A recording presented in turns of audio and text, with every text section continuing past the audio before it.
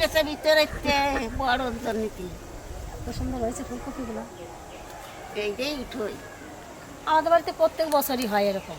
এই একটা হয়েছে, এই একটা হয়েছে, তারপরে এই একটা হয়েছে। বাবা অনেক হয়েছে। ওলকপিগুলো তো কি সুন্দর হয়েছে দেখো। হ্যাঁ ওলকপিগুলো বড় হয়েছে।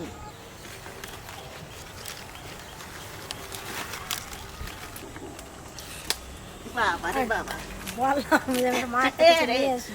রাগ দেখি উঠতে পারিনি কি ওই থেকে কাজ করে ফেলা যায়।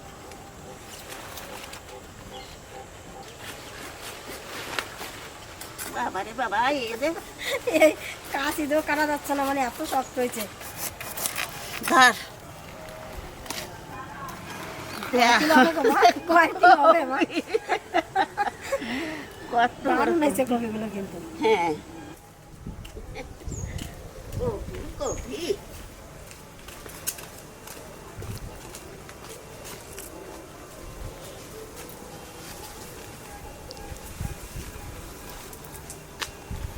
এবার যাই গা, যে কাটাকাটি করি গা।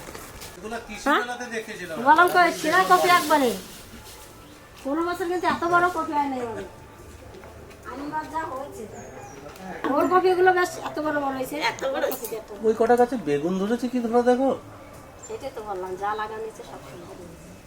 না মা, আরে তুমি মাছ কাটো, আমি কপি কেটে এই মাছ নিয়ে আসি। যাও নিয়ে এসো।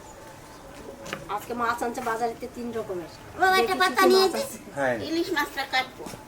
ফুল ফোটে নেই, শুধু এই একটা জায়গায় একটু ফাঁকা হয়। সামনে এত বড় ফুলকপি আমি এখনো দেখিনি বাজারে। তো আমাদের বাড়িতে যে এত বড় ফুলকপি আমি কোনোদিন ভাবি নাই। তো সার আমরা তো ছাড়া স্বাদ দিইনি। কোনো রাসায়নিক সার দেওয়া হয়নি, শুধুমাত্র গোবর সার দেওয়া হয়েছে। জৈব সারের ফসল দেখুন শুধু। এই দেখো বাজারে যে কয় রকমের মাছ আনছে ছেলে। চিংড়ি মাছ, এই যে এই দেখো, আর এই দেখো ট্যাংরা মাছ, এই যে কি সুন্দর সুন্দর ট্যাংরা মাছ। তাজা রয়েছে এখন। এই যে তাজা রয়েছে হানো, এই যে নড়তিছে। সব মাছ টাটকা রয়েছে। সব মাছ কিরায় তাজা রয়েছে, দুই একটা একটু ইয়েছে। আর এই দেখো ইলিশ মাছ, এই ইলিশ মাছ দিয়ে আর ফুলকপি দিয়ে রান্না। তা তোমরা দেখতে থাকো। মাছটাও ভালো আছে আজকে। হ্যাঁ, ছোট হলেও মাছটা ভালো হবে। আর এখন আস্তে আস্তে ইলিশ মাছ কমে যাবে। সিজন চলে আসছে না। ইলিশ মাছটা ছোট হলেও ইলিশ মাছটা ভালো হবে না। আমি মাছ কাটি, তুমি ফুলকপি কাটো।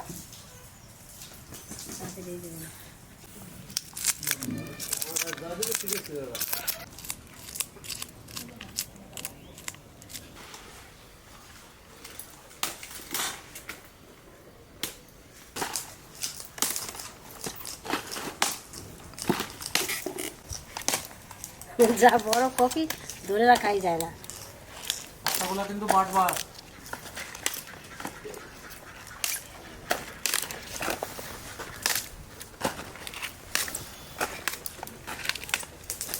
দেখুন কত সুন্দর। পাতা ছাড়ানোর পর আরো বেশি বড় লাগতেছে এখন। যেরকম পাতা সেরকম কপি, মানে কেউ কমা নাই। ছিঁড়ে গেল গোড়ার থেকে। এর মাঝখান দিয়ে না কাটলে পরে রান্না করা যাবে না, তাহলে সেদ্ধ হবে না।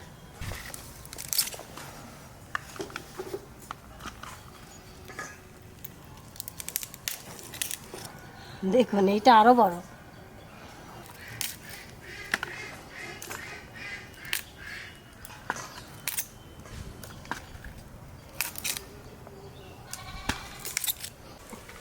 এই একটা কপি তো আজকে রান্না করা যাবে না। না,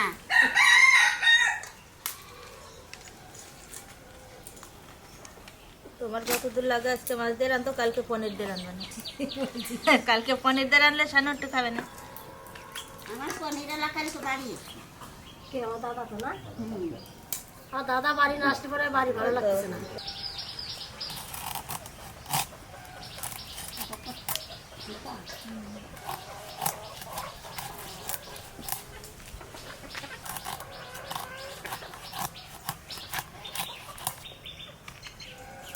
আজকে ঘরে কি রান্না করবি? আমি শাকের ঘন্ট করবো, তারপরে এই যে ট্যাংরা মাছটা সিম দিয়ে।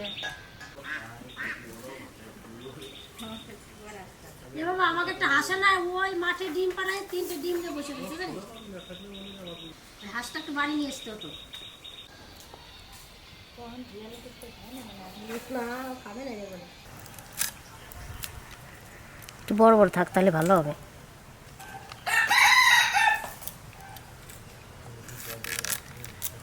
কোন পাশে আলুগুলো পুরানো লাগানো না? ওই পাশের গুলোতে আগে লাগানো হয়েছে ওই তেঁতুল গাছের দিকে। চলুন দেখে আছে আপনার কাছে আলু হয়েছে নাকি। আমাদের এই ঘরটাও দেখুন কি সুন্দর লাগছে দেখতে।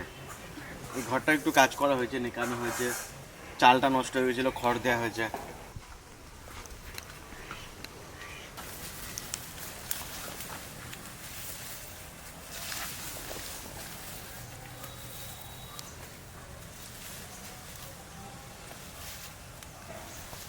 না এখনো হয় নাই মনে হচ্ছে, ছোট পাট হয়েছে, আর একটু বড় হোক তারপর তুলবো। এগুলোতে মোটামুটি আর কিছুদিনের মধ্যেই হয়ে যাবে। এই যে এরকম সাইজ আসছে, এখনো হয় নাই, থাক। আম দেখুন, এই সময় আম, আমাদের বাড়িতে 12 মাস আম থাকে। আমাদের এই রান্নাঘরটা মোটামুটি রেডি, কিন্তু আমরা রান্নাঘরের ভিতরে কোনো রান্না করছি না। এখন পৌষ মাস আমরা কোনো কাজ করবো না এই ঘরে। পৌষ মাসটা পেরিয়ে যাবে, তবে মাঘ মাস থেকে এই ঘরে রান্না শুরু করবো। দেখুন একটা কপিতে 1 গামলা হয়েছে, ভালো করে দিয়ে নিয়ে আসি।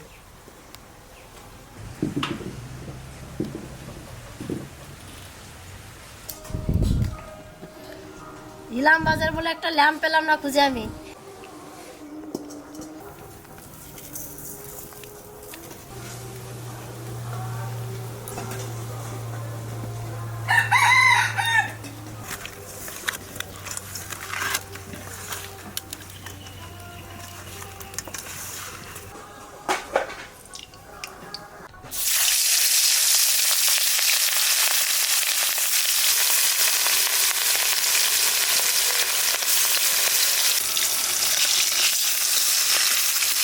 মাছটাকে তেল গলতেছিল কি না? হ্যাঁ ভালো মাছ, ছোটো মাছ হলে খুব ভালো লাগে।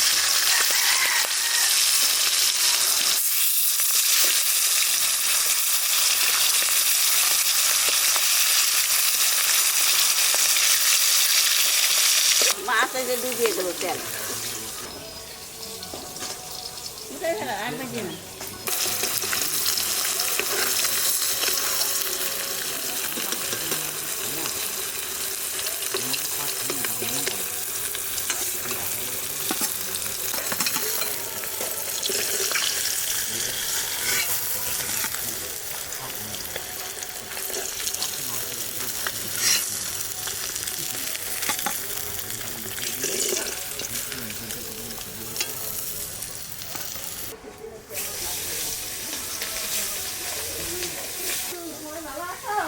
হ্যাঁ ভালো আছেন তো? সময় আসবে। আরে বড় বসো, ফুলকপি ভাজি করাটা লাগবে দেখে নি। ইলিশ মাছের তেল, কাঁচা লঙ্কা দিয়ে, কাঁচা লঙ্কা ভাজা।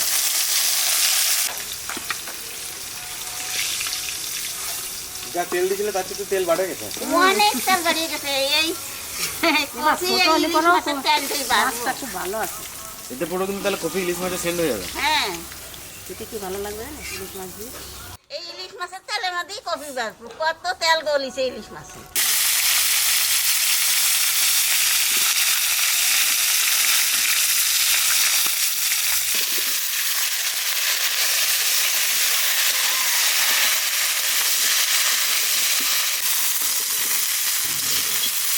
এই কফির মধ্যে সামান্য একটু লবণ আর হলুদ দিয়ে দেবো, তাহলে মাছটি ভালো হবে না, গলিয়ে দিবেন তাড়াতাড়ি।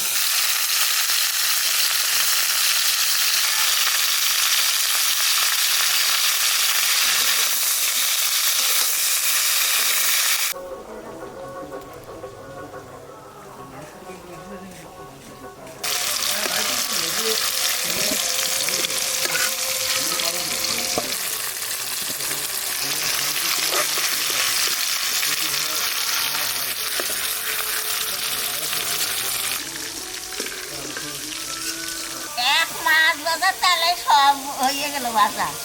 কফি ভাজা আলো, আবার আলু ভাজা গেল।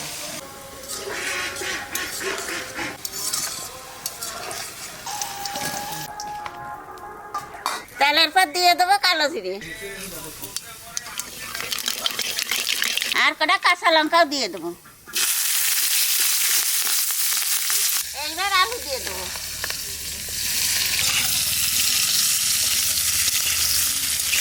এইবার জল দিয়ে দেবো।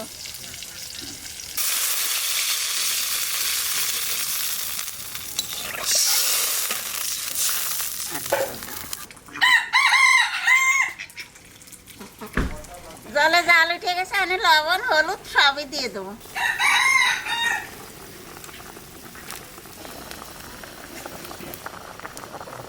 এই আলু কাকান একটু ভালো করে ভাঙিয়ে দেয়, তাহলে তরকারিটা গাঢ় হবে না, খাতি আর স্বাদ হবে না।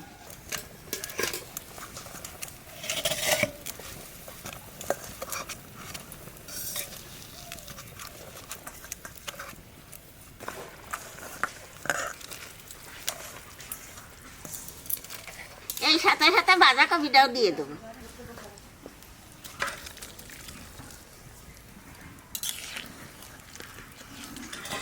এত বড় কপি বাঁচতে বাঁচতে কতটুকু তেলের পর তো কটা কাঁচা লঙ্কা দিছিলাম, আর কটা কাঁচা লঙ্কায় কপির উপর দিয়ে দেবো।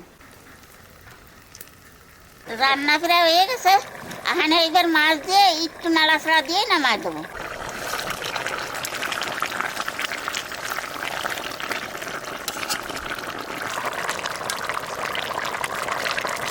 হয়ে গেল রান্না, এবার খাওয়া দাওয়া করে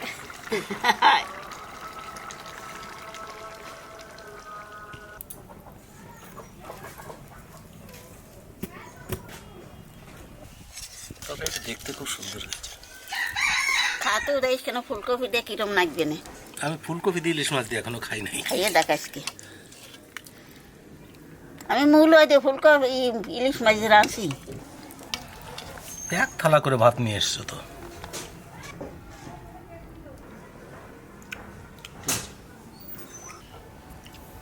সত্যি তরকারিটা দারুণ হয়েছে।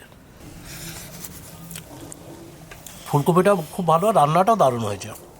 আর ইলিশ মাছ দিয়ে ফুলকপিটা আমি এখনো খাই নাই, এই প্রথম খাচ্ছি।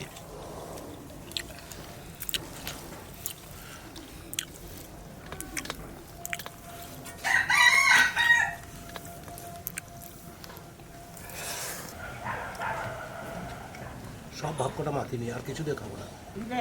না আমি আর নেবো না, আছে জল আছে, আর কিছু দিয়ে নেন। মাছটাও আজকে দারুণ ভালো মাছটা।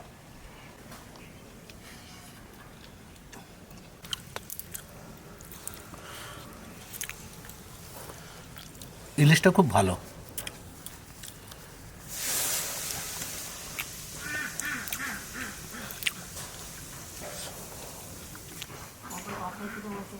দাদা ভাই, দিদি ভাই, আমাকে এই ঘরটা কিরম হয়েছে তোমরা জানাবা। আর এই যে আজকে ইলিশ মাছ দিয়ে ফুলকপি দিয়ে যে রাঁধছি, তোমরা তো ভাবতে পারো যে ঠাকুমা কি রান্নলো ইলিশ মাছটা দিয়ে। তোমরা এরকম ফুলকপি দিয়ে আর এই ইলিশ মাছটা নিয়ে রাঁধে খাইয়ে তারপরে আমরা জানাই যে কিরম নাকি।